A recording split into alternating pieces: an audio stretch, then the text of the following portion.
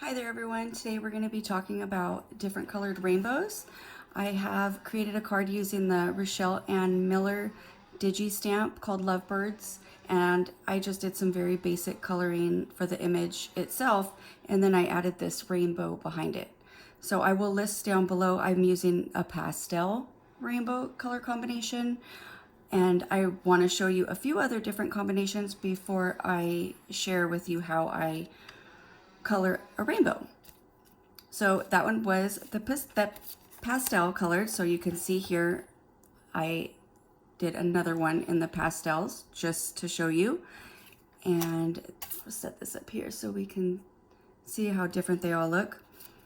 So this one here is more of a bold, bright color rainbow combination. And this one here is more of a bold, but not so bright. And then this one down here is more of a muted, almost like it gives me the sense and feeling of fall.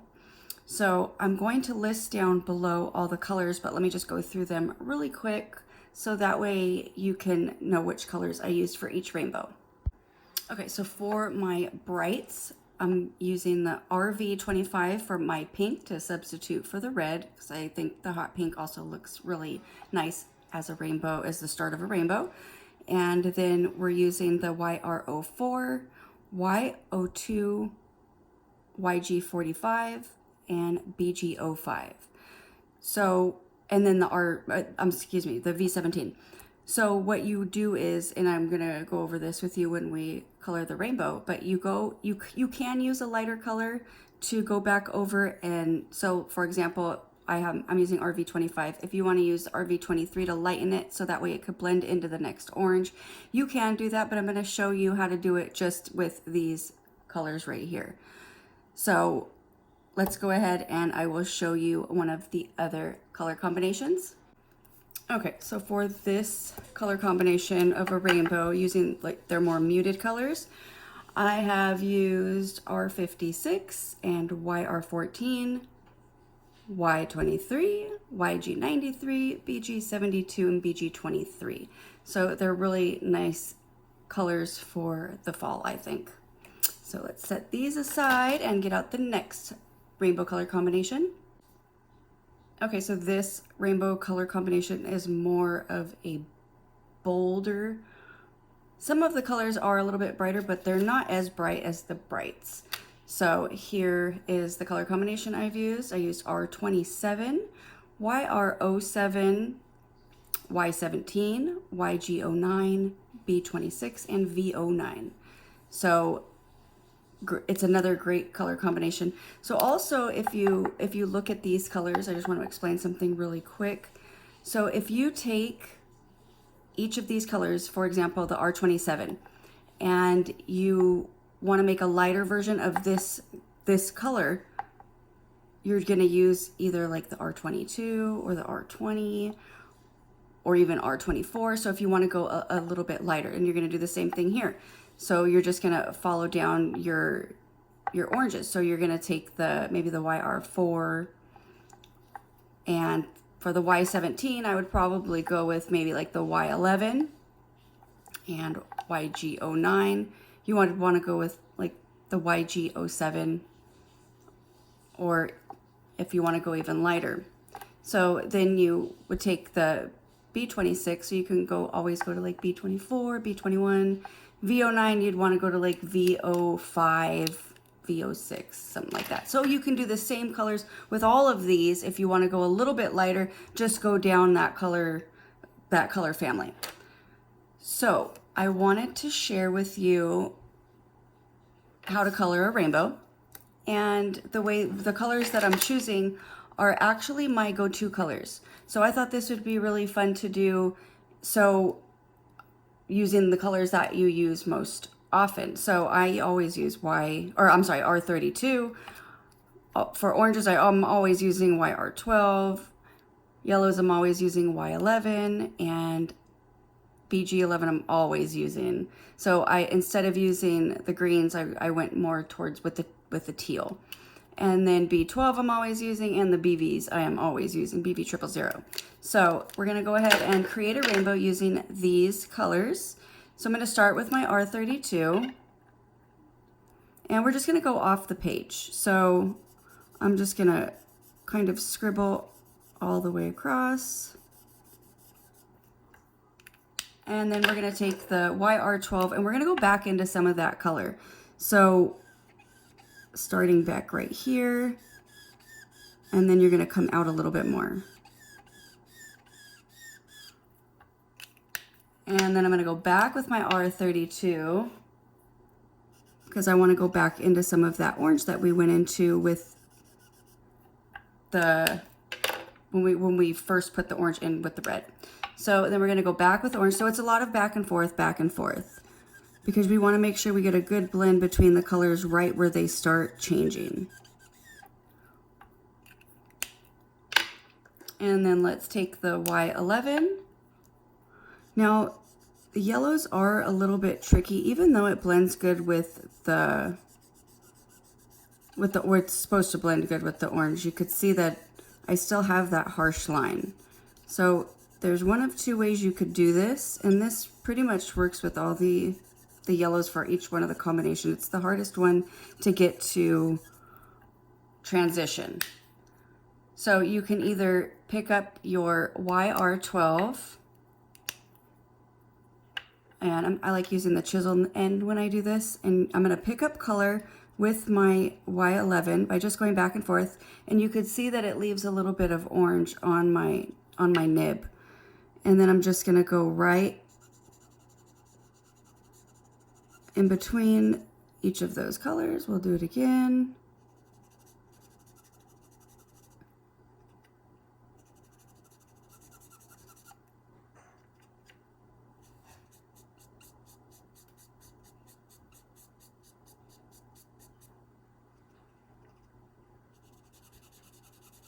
And you can see it starts to blend it out a little bit because I'm making that orange a little bit, or I'm making the yellow a little bit more orangey so I can get a better transition.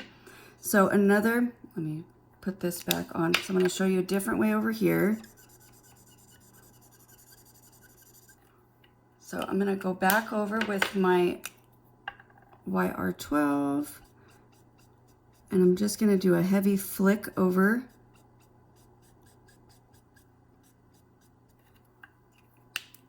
So heavy flicking is also another great way because you already got a lot of ink down. So when you push the color out, it's going to be lighter on this side. See how it's going lighter into that orange.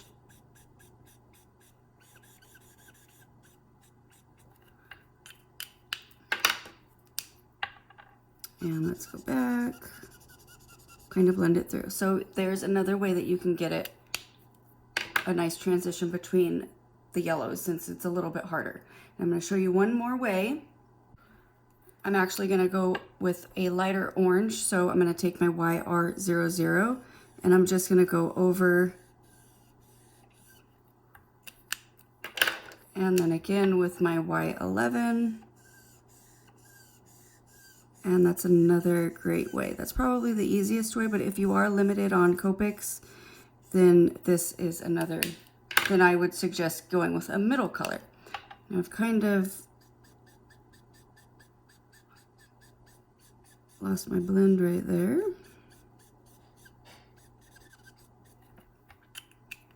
And I'm gonna go, whoops, one more time with my YR00. And one more time with my Y11.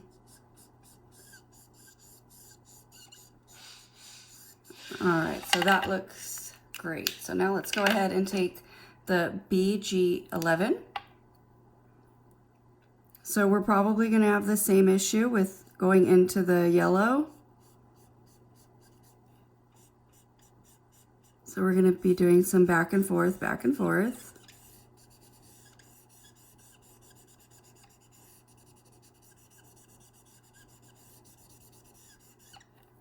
Maybe not as much though. So then let's take the Y11 and go into the BG11.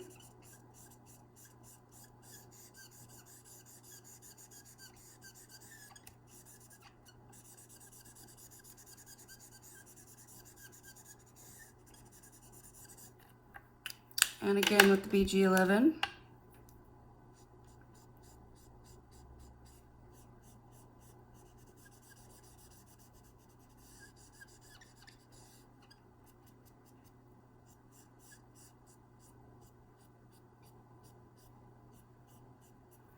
All right, that looks good. And then let's take the B12.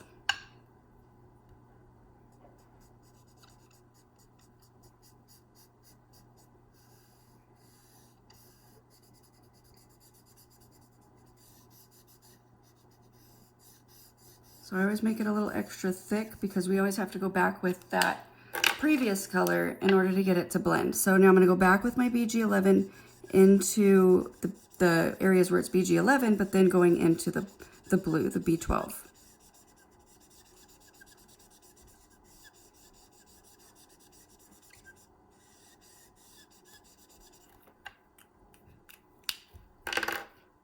And then let's go ahead and take the BV000.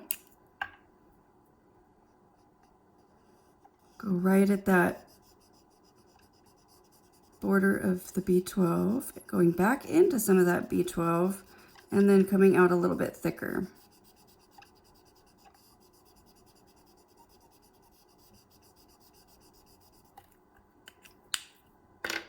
And then let's take the B12 again.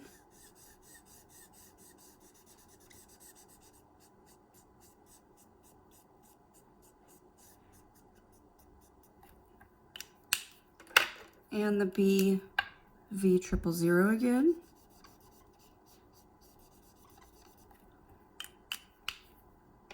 And if you would like to add a pink at the end, I didn't on any of the examples of the different rainbow color combinations, but you can always add a little bit of another color.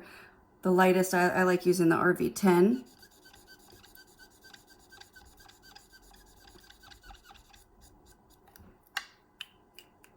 All right, and let's go back with the BV000. And as you can see, when you get closer to the cooler colors down here, they're much easier to blend together. That's why a lot of people have a hard time coloring reds, and because they're so bright, sometimes it's harder to get it's hard to get a good blend on them. All right. So another thing I wanted to share with you, using all of these when you practice blending your Copic markers and creating rainbows, you don't necessarily even have to do rainbows. You can, pick a certain color combination. Let's say you want to do, pink, purple, and blue and green, and that's it. Well, you can add some of the middle colors.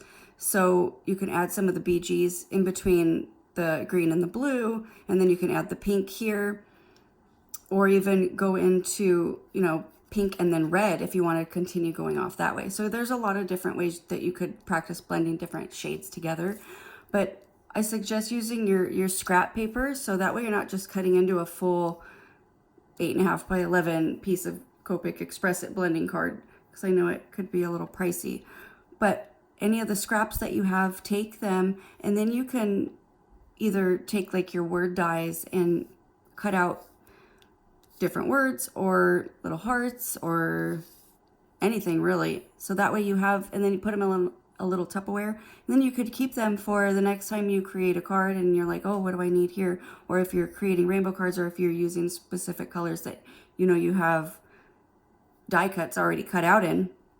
So that way it doesn't actually go to waste. You're still using it.